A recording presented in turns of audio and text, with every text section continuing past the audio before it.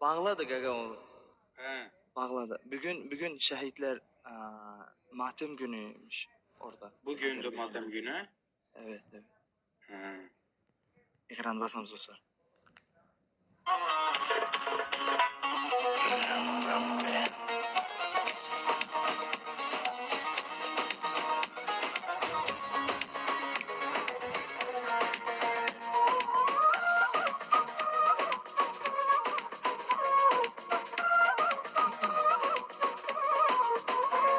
Gördüm bir soluda, yüzü жылыda, güldü mağan qarab, kaldı yürek kalab. Şun aytamın adım, sağanan arnadım, sensin egir mağan, elinim tek sağan. Şokoladım, marmeladım, şokoladım, tatlı balım.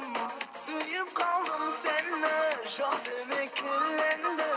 Bulaşak şarım der, tangdaşı canımle.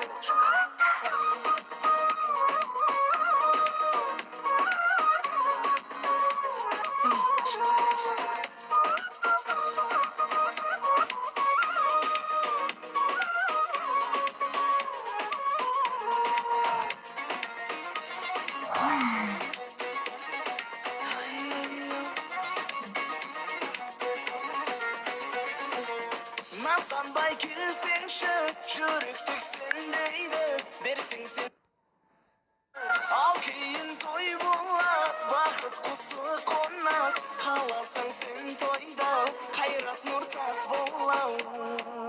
Şokoladım, marmeladım, şokoladım, tatlı balım, suyup kaldım sen.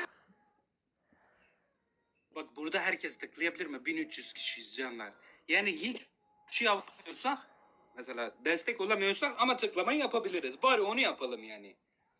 Şu an bak 1200 kişiyiz. Herkes burnumun üstüne bir 19 defa tıklasın. Sonra akışına bırakalım yani. Müslüman evlatları, bir adamı yenemedik ya.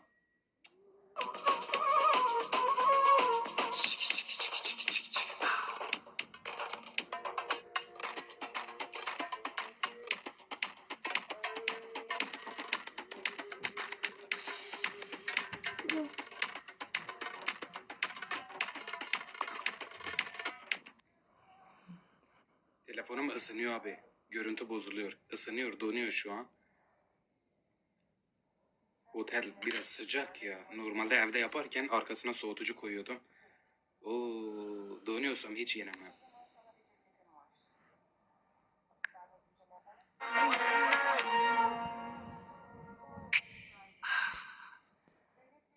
Abi bu görevde lütfen bu çocuğu